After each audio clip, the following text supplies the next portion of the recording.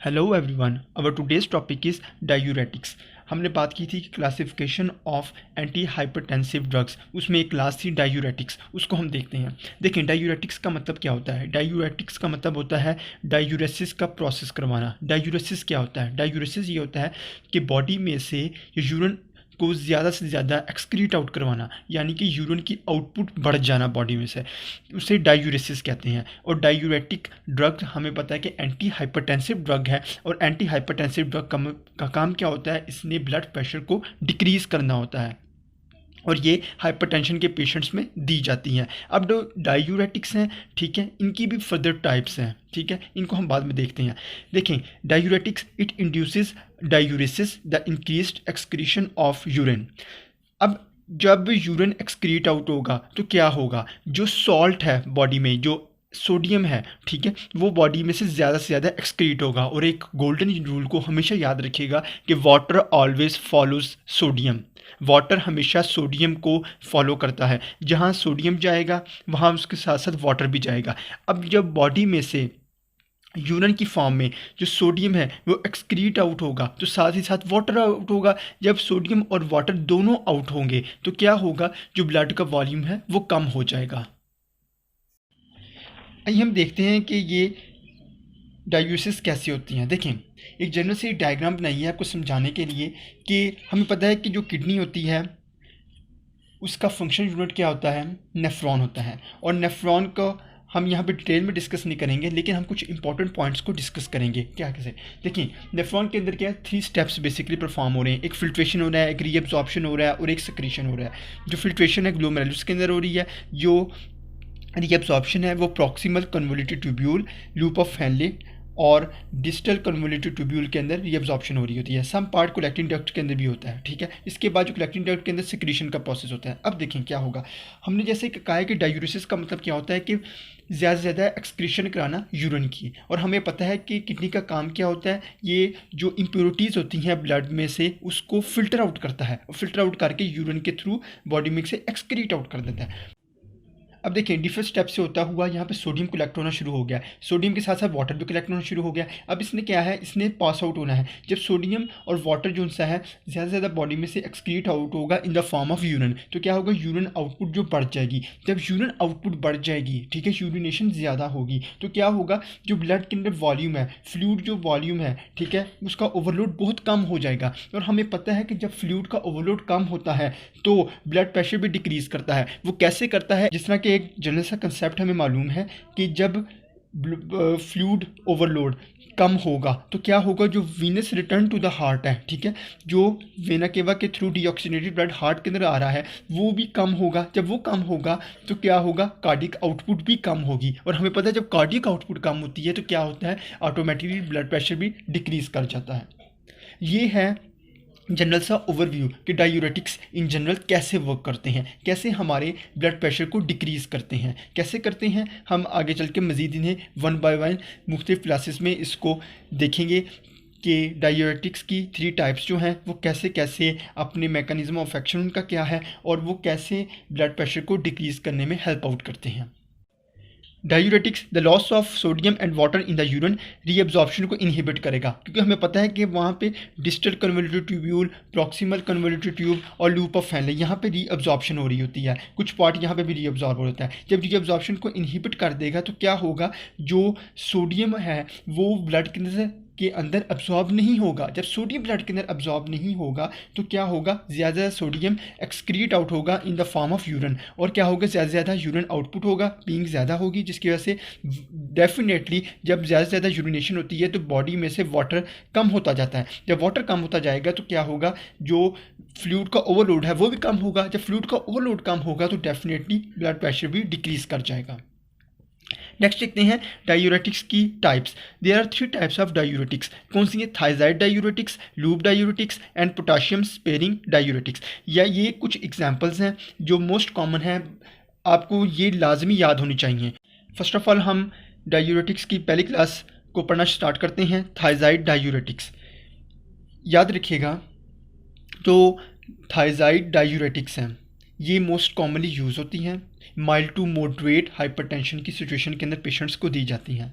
उनकी जो लो से लो डोज है वो 12.5 मिलीग्राम पर डे एडमिनिस्टर कराई जाती है बॉडी के अंदर। अगर ये डोज जो दी गई है 12.5 मिलीग्राम पर डे, अगर ये वर्कआउट नहीं कर रही सही तरीके से, तो फिर क्या होगा, तो ज़्यादा से ज़्यादा जो डोज बॉडी के अंदर इंसर्ट की जा सकती है वो 25 मिलीग्राम पर डे है। इससे ज़्यादा बिल्कुल भी नहीं, वो बहुत डेंजरस हो जाता है। Thiazide diuretics should be administered in low dose, that is 12.5 milligram per day. If antihypertensive response is not adequate, then dose can be increased up to 25 milligram per day. देखें, हम थायजाइड डायूरेटिक्स के बारे में पढ़ रहे हैं। ये एक जनरल सी डायग्राम बनाई गई है ताकि आपको इजीली कंसेप्ट क्लियर हो सके। जैसा कि पहले भी डिस्कस किया गया है, ये क्या है, ग्लोमेरुलस है जिसके अंदर फिल्ट्रेशन का प्रोसेस होता है। ये क्या है, ये प्रॉक्सिमल कन्वर्टिव ट्यूब्यूल है, ये लूप ऑफ हेनले है, ये इसका डिसेंडिंग लिम्ब है, ये असेंडिंग लिम्ब है। ये जैसा कि आपको पता है कि प्रॉक्सिमल कन्वर्टिव ट्यूब्यूल ये है, तो डिस्टल कन्वर्टिव ट्यूब्यूल ये है, और ये कलेक्टिंग डक्ट है। और हमें पता है कि फिल्ट्रेशन, रीअब्जॉर्प्शन और सेक्रेशन 3 स्टेप्स में किडनी प्रोसेस करती है, और उसके बाद यूरिन बनता है जो बॉडी में से पी आउट होता है। अब देखें, प्रॉक्सिमल कन्वर्टिव ट्यूब्यूल में ये हम इसको डिटेल्स में पढ़ेंगे जब हम डायूरेटिक्स का पूरा टॉपिक डिस्कस करेंगे। अभी हम सिर्फ एंटी हाइपरटेंशन के हवाले से सिर्फ मेन पॉइंट्स जो उनसे हैं कि ड्रग्स का कैसे मैकेनिज्म ऑफ एक्शन को सिर्फ हम देखने के लिए हम ये छोटे छोटे पॉइंट्स को डिस्कस करेंगे। देखें, प्रॉक्सिमल कन्वर्टिव ट्यूब्यूल हमें पता है यहाँ पे सोडियम की एब्जॉर्प्शन बहुत ज़्यादा होती है, लेकिन हमारा मेन पॉइंट ऑफ कंसर्न क्या है। अब देखें, जो डिस्टल कन्वोल्यूटिव ट्यूब्यूल है, जो डिस्टल कन्वोल्यूटिव ट्यूब्यूल है, उसमें एक सिम्पोर्ट होता है। वो सिम्पोर्ट क्या करता है, ये हमारी ब्लड वेसल्स हैं, ठीक है। जो अब क्या है, सिम्पोर्ट का काम क्या होता है कि ये सोडियम और क्लोराइड को डिस्टल कन्वोल्यूटिव ट्यूब्यूल में से रीअब्जॉर्ब करता है ब्लड के अंदर। इन नॉर्मल केस जब सोडियम यहाँ पर रीअब्जॉर्ब होगी तो डेफिनेटली वाटर भी रश इस तरफ ही करेगा, ठीक है। अब जो थायजाइड डायूरेटिक होते हैं वो क्या करते हैं, जो थायजाइड डायूरेटिक्स होते हैं वो इनहिबिट करते हैं इस एक्टिविटी को। क्या करते हैं कि सोडियम की जो रीअब्जॉर्प्शन है उसको रोक देते हैं। जब सोडियम की रीअब्जॉर्प्शन रुक जाएगी तो डेफिनेटली वाटर की रीअब्जॉर्प्शन भी ब्लड के अंदर रुक जाएगी। जब ब्लड के अंदर वाटर की रीअब्जॉर्प्शन रुक जाएगी तो क्या होगा, जो फ्लूइड का ओवरलोड होगा, जो ब्लड वॉल्यूम होगा वो डिक्रीज कर जाएगा। जो ब्लड वॉल्यूम होगा वो क्या कर जाएगा, डिक्रीज कर जाएगा। जब ब्लड वॉल्यूम डिक्रीज कर जाएगा तो डेफिनेटली ऑटोमेटिकली ब्लड प्रेशर भी डिक्रीज कर जाएगा। ये है mechanism of action of thiazide diuretics in simple language. Thiazide diuretics, they are long acting but their action is weak and they are used in mild to moderate hypertensive situations. ये इनका action week होता है लेकिन ये ज़्यादा देर तक काम करते हैं, और ये सीवियर कंडीशन में नहीं दी जाती। ये mild to moderate hypertensive patients को ये रिकमेंड की जाती है थायजाइड डायूरेटिक्स के। इसका मैकेनिज्म ऑफ एक्शन क्या है कि थायजाइड डायूरेटिक्स क्या करती हैं, सोडियम क्लोराइड सिम्पोर्ट को इन अर्ली DCT जिसे डिस्टल कन्वोल्यूटिव ट्यूब्यूल कहते हैं उसके अंदर इनहिबिट करते हैं, जिसकी वजह से सोडियम और वाटर की रिटेंशन कम हो जाती है। जब सोडियम और वाटर की रिटेंशन ब्लड के अंदर कम होगी तो ब्लड का वॉल्यूम डिक्रीज कर जाएगा। जब ब्लड का वॉल्यूम डिक्रीज कर जाएगा तो डेफिनेटली कार्डिक आउटपुट डिक्रीज कर जाएगी, और हमें पता है कि जब कार्डिक आउटपुट डिक्रीज करता है तो ब्लड प्रेशर भी डिक्रीज करता है, क्योंकि blood pressure is equal to cardiac output multiply TPR। जब कार्डिक आउटपुट डिक्रीज कर रही है तो डेफिनेटली ब्लड प्रेशर भी डिक्रीज कर जाएगा, क्योंकि ये डायरेक्टली रिलेटेड है एक दूसरे के साथ।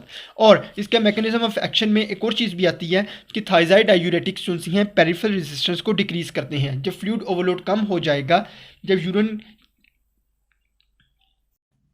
थायजाइड डायूरेटिक्स का मैकेनिज्म ऑफ एक्शन देखते हैं, हमने पहले भी डिस्कस किया है कि थायजाइड डायूरेटिक्स क्या करते हैं, इनहिबिट करते हैं sodium chloride symport in early DCT distal convolutive tubule के अंदर जो सिम्पोर्ट था उसको एक्टिविटी को इनहिबिट करते हैं। जब वो इनहिबिट हो जाएगी एक्टिविटी तो क्या होगा, जो सोडियम और वाटर की रिटेंशन है ब्लड के अंदर वो कम हो जाएगी। जब रिटेंशन कम होगी तो क्या होगा, ब्लड का वॉल्यूम डिक्रीज हो जाएगा। जब ब्लड कम होगा तो कार्डिक आउटपुट भी डिक्रीज हो जाएगी, और जब कार्डिक आउटपुट डिक्रीज होती है तो ब्लड प्रेशर भी डेफिनेटली ऑटोमेटिकली डिक्रीज हो जाता है, क्योंकि हमें पता है जो ब्लड प्रेशर होता है वो कार्डिक आउटपुट मल्टीप्लाई TPR ये इसका एक इक्वेशन है, एक फार्मूला है। जब कार्डियक आउटपुट डिक्रीज करेगी तो डेफिनेटली ब्लड प्रेशर भी डिक्रीज कर जाएगा। और इसके मैकेनिज्म ऑफ एक्शन में एक और चीज़ भी है कि थायजाइड डायूरेटिक्स क्या करते हैं, जो पेरिफेरल रेजिस्टेंस है उसको डिक्रीज करते हैं। जब पेरिफेरल रेजिस्टेंस जो सी है, क्योंकि ब्लड का वॉल्यूम डिक्रीज हो गया है ब्लड वेसल्स के अंदर, तो क्या होगी, जो टीपीआर है, जो सिस्टेमिक वस्कुलर रेजिस्टेंस है या पेरिफेरल रेजिस्टेंस है, वो क्या करेगी, वो भी डिक्रीज कर जाएगी। जब ये डिक्रीज होगी तो डेफिनेटली ब्लड प्रेशर भी डिक्रीज कर जाएगा। थायजाइड डायूरेटिक्स को मुख्तलिफ दूसरी ड्रग्स के साथ भी कंबाइन करके एडमिनिस्टर कराया जाता है। हम जैसे जैसे क्लासेस को पढ़ेंगे आगे तो हमें मालूम होता जाएगा कि पोटाशियम स्पेरिंग डायूरेटिक्स क्या होते हैं, इनका काम क्या होता है, बीटा ब्लॉकर्स क्या होते हैं, एसी इनहिबिटर्स क्या होते हैं, वगैरह वगैरह। अब हमें सिर्फ इतना याद रखिएगा, थायजाइड डायूरेटिक्स हम पढ़ रहे हैं तो पोटाशियम स्पेरिंग डायूरेटिक्स और थायजाइड डायूरेटिक्स के कम्बिनेशन को दिया जाता है ताकि अमाउंट ऑफ पोटाशियम के लॉस को बॉडी के अंदर कम किया जा सके। और बीटा ब्लॉकर्स और एसी इनहिबिटर्स और एंजियोटेंसिन रिसेप्टर ब्लॉकर के साथ थायजाइड डायूरेटिक्स को कंबाइन करके भी ड्रग के तौर पर पेशेंट्स को दी जाती है। नेक्स्ट क्लास है लूप डायूरेटिक्स। देखें, लूप डायूरेटिक्स जैसा कि हमें पता है कि ये डिसेंडिंग लूप ऑफ हेनले है और ये इसका असेंडिंग लिम्ब है। अब इन नॉर्मल फिजियोलॉजिकल फंक्शन में क्या होता है कि जो असेंडिंग लूप ऑफ हेनले है उसमें एक ट्रांसपोर्टर मौजूद होता है जो क्या करता है, सोडियम आयन को, 2 क्लोराइड आयन को और पोटाशियम आयन को रीअब्जॉर्ब करता है ब्लड के अंदर।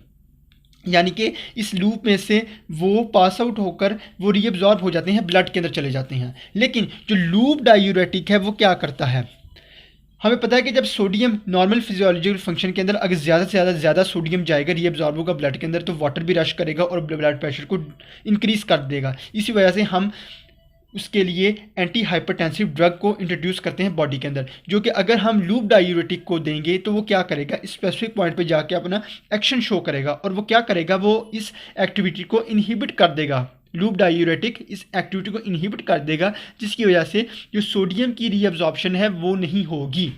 जब सोडियम की रीअब्जॉर्प्शन ब्लड के अंदर, सोडियम की रीअब्जॉर्प्शन जो है वो नहीं होगी तो डेफिनेटली जो वाटर की रीअब्जॉर्प्शन है वो भी नहीं होगी। जब सोडियम और वाटर की रीअब्जॉर्प्शन नहीं होगी तो जो ब्लड वॉल्यूम है वो कम हो जाएगा। जब ब्लड वॉल्यूम कम हो जाएगा तो क्या होगा, जो कार्डियक आउटपुट है वो भी कम होगा। जब कार्डियक आउटपुट कम होगा तो हमें पता है कि ब्लड प्रेशर भी ऑटोमेटिकली कम हो जाएगा। ये है इसका mechanism of action loop diuretics का। और याद रखिएगा, जो थायजाइड डायूरेटिक हैं वो लॉन्ग एक्टिंग हैं लेकिन वो वीक इन एक्शन होते हैं। जो लूप डायूरेटिक होते हैं वो शॉर्ट एक्टिंग होते हैं और उनका एक्शन बहुत स्ट्रॉन्ग होता है। ठीक है, और इस वजह से इनको हम डेली बेसिस पर हाइपरटेंशन के पेशेंट को रूटीन वाइज, मतलब कि नॉर्मली हम नहीं रिकमेंड करते कि लूप डायूरेटिक्स उनको दी जाए। सिर्फ और सिर्फ कब दी जाती है, जब ये कोई सीरियस कंडीशन हो हाइपरटेंशन की, तब लूप डायूरेटिक्स को उनको रेफर किया जाता है। देखें, loop diuretics, their action is strong and they are short acting and they are not used in routine in hypertension, but they are commonly used to manage symptoms of heart failure and edema. They can cause more electrolyte imbalance. अभी हम देखते हैं कि electrolyte का जो balance है उसको कैसे ये डिस्टर्ब करते हैं। ठीक है, और loop diuretics, they also increase the calcium content of urine whereas thiazide diuretic decrease it. ये बहुत इंपॉर्टेंट पॉइंट है, इसको जहन नशीन कर लें कि जो लूप डायूरेटिक्स हैं वो क्या करते हैं, वो कैल्शियम के कंटेंट को यूरिन में से ज़्यादा एक्सक्रीट आउट कर देते हैं, जबकि थायजाइड डायूरेटिक जो से होते हैं वो इसको डिक्रीज़ करते हैं। हमने यहाँ बात की है कि इलेक्ट्रोलाइट इम्बैलेंस होता है। इलेक्ट्रोलाइट इम्बैलेंस जो सा होता है ये कैसे होता है, देखें, जो लूप डायूरेटिक्स हैं ये इलेक्ट्रोलाइट की इम्बैलेंस को कैसे ये परफॉर्म करते हैं। हमें पता है ये सोडियम है, क्लोराइड है, पोटाशियम है। ठीक है, ये क्या करेंगे, जब बॉडी के अंदर नॉर्मल फिजियोलॉजिकल फंक्शन के अंदर जो सोडियम है, पोटाशियम है, क्लोराइड है, ये बॉडी के अंदर या ब्लड वेसल के अंदर रीअब्जॉर्ब हो रहा होता है। ठीक है, क्योंकि इसने जब रीअब्जॉर्ब होना ब्लड वेसल के अंदर तो सिर्फ पूरी बॉडी के अंदर सर्कुलेट, अपने मतलब कि बेसिकली इसने सर्कुलेशन के अंदर चला जाता है। ठीक है, अब जब लूप डायूरेटिक है अगर ज़्यादा अमाउंट में एडमिनिस्टर कराए जाते हैं तो ये क्या करते हैं, ये सोडियम क्लोराइड जो बेसिकली पोटाशियम की जोन सी है कंसनट्रेशन, इसकी रीअब्जॉर्प्शन को बहुत ज़्यादा इनहिबिट कर देते हैं। जब पोटाशियम की रीअब्जॉर्प्शन कम होगी ब्लड के अंदर, तो क्या होगा, ब्लड के अंदर पोटाशियम का लेवल आहिस्ता आहिस्ता डिक्रीज करना शुरू हो जाएगा और पेशेंट हाइपोकलीमिक कंडीशन में चला जाएगा। The adverse effects of thiazide diuretics and loop diuretics.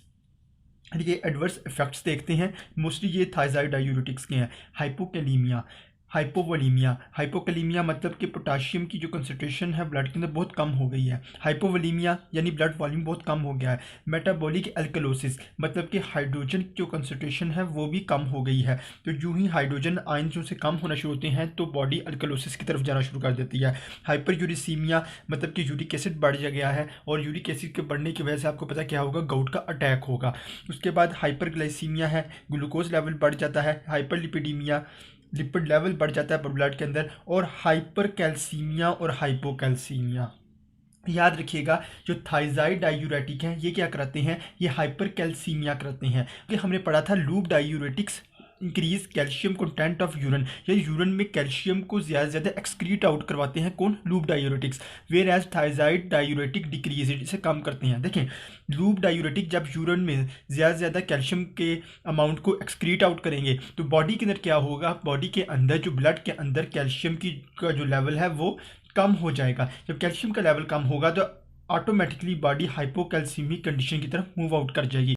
और थायजाइड डायूरेटिक्स क्या करते हैं, थायजाइड डायूरेटिक्स यूरिन में कम से कम कंटेंट जो सा कैल्शियम का वो उसको एक्सक्रीट आउट होने देते हैं और बाकी ज़्यादा कंसनट्रेशन जो सी है वो ब्लड के अंदर कैल्शियम की चली जाती है रीअब्जॉर्ब होकर, जिसकी वजह से बॉडी के अंदर कैल्शियम का लेवल बहुत ज़्यादा इंक्रीज़ कर जाता है, जिसकी वजह से पेशेंट हाइपर कैल्सीमिक कंडीशन में चला जाता है।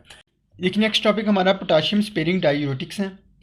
ये हम दोबारा उसी डायग्राम पर आते हैं। देखिए इन नॉर्मल फिजियोलॉजिकल फंक्शन जो हमारा लेट डिस्टल कन्वोल्यूटेड ट्यूब्यूल है या फिर जो हमारी कलेक्टिंग डक्ट है, यहाँ पे एक ट्रांसपोर्टर मौजूद होता है। वो क्या करता है इन नॉर्मल कंडीशंस में, वो सोडियम की रीअब्जॉर्प्शन कराता है ब्लड के अंदर और जो पोटाशियम की सेक्रीशन कराता है ब्लड से इनटू कलेक्टिंग डक्ट।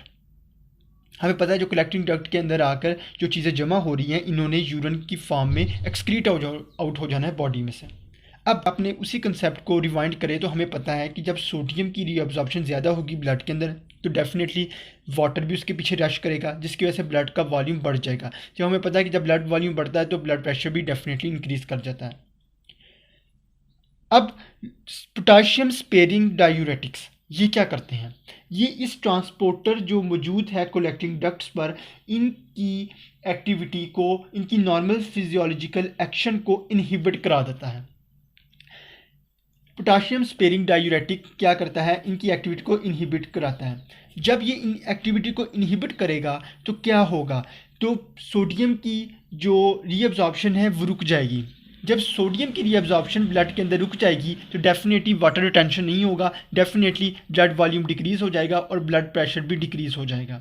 लेकिन ये एक और काम करता है, क्योंकि इसका नाम है पोटेशियम स्पेरिंग डायूरेटिक, तो ये क्या करता है, पोटेशियम को बचाता है। कैसे बचाता है, जब ये इस एक्टिविटी को इनहिबिट करेगा तो डेफिनेटली जो ज़्यादा अमाउंट में पोटेशियम है वो कलेक्टिंग डक्ट के अंदर नहीं आएगी। जब पोटेशियम नहीं आएगी तो पोटेशियम यूरिन के थ्रू एक्सक्रीट आउट नहीं होगी ज़्यादा अमाउंट में और ये ब्लड के अंदर रहेगी। इस वजह से इन्हें पोटेशियम स्पेरिंग डायूरेटिक्स कहते हैं। कि हाइपरटेंशन के पेशेंट्स को फिजिशियंस रिकमेंड करते हैं कि अपनी डाइट पर फोकस किया जाए, एक बैलेंस डाइट यूज़ की जाए जिसमें सोडियम की यानी कि सॉल्ट की कंसंट्रेशन को कम से कम यूज़ किया जाए। बिकॉज सॉल्ट जो सोडियम है वो ब्लड प्रेशर को इंक्रीज़ करने में एक अहम किरदार अदा करता है। ये बहुत बड़ा फैक्टर है ब्लड प्रेशर के राइज़ करने में। और इसके अलावा ऐसे पेशेंट्स जिनमें पोटेशियम की कमी भी होती है तो ये भी ब्लड प्रेशर को रेज़ करने में मदद करता है। इस वजह से बैलेंस डाइट हो जिसमें सोडियम की कंसंट्रेशन कम यूज़ की जाए और पोटेशियम की कंसंट्रेशन ज़्यादा यूज़ की जाए, क्योंकि सोडियम और पोटेशियम दोनों बैलेंस्ड होकर अपने फंक्शंस को परफॉर्म करते हैं। पोटेशियम स्पेरिंग डायूरेटिक्स क्या करते हैं, they inhibit the sodium transport at late distal and collecting ducts, they reduce the potassium loss in urine. वो हमने देखा है वो कैसे करते हैं, क्योंकि वो ट्रांसपोर्टर को इनहिबिट करते हैं जिसकी वजह से पोटेशियम जो है वो कलेक्टिंग डक्ट के अंदर नहीं आती और इस वजह से जो क्योंकि कलेक्टिंग डक्ट के अंदर आएगी तो उसने डेफिनेटली यूरिन के थ्रू एक्सक्रीट आउट हो जाना है। जब वो ये प्रोसेस इनहिबिट हो जाएगा तो क्या होगा, जो पोटेशियम का लॉस है बॉडी में से वो डिक्रीज हो जाएगा। अब देखें हमने थायजाइड डायूरेटिक जब पढ़ा था तब हमने बात की थी potassium sparing diuretic, thiazide diuretic और लूप डायूरेटिक को भी इकट्ठे यूज़ किया जाता है ताकि पोटेशियम के लॉस को कम किया जा सके।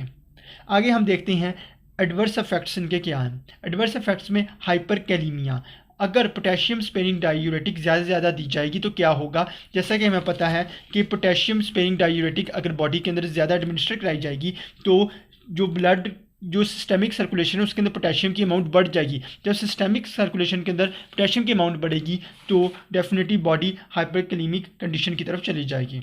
इसके अलावा मेटाबॉलिक एसिडोसिस होगी और गायनेकोमेस्ट्रिया भी हो सकता है।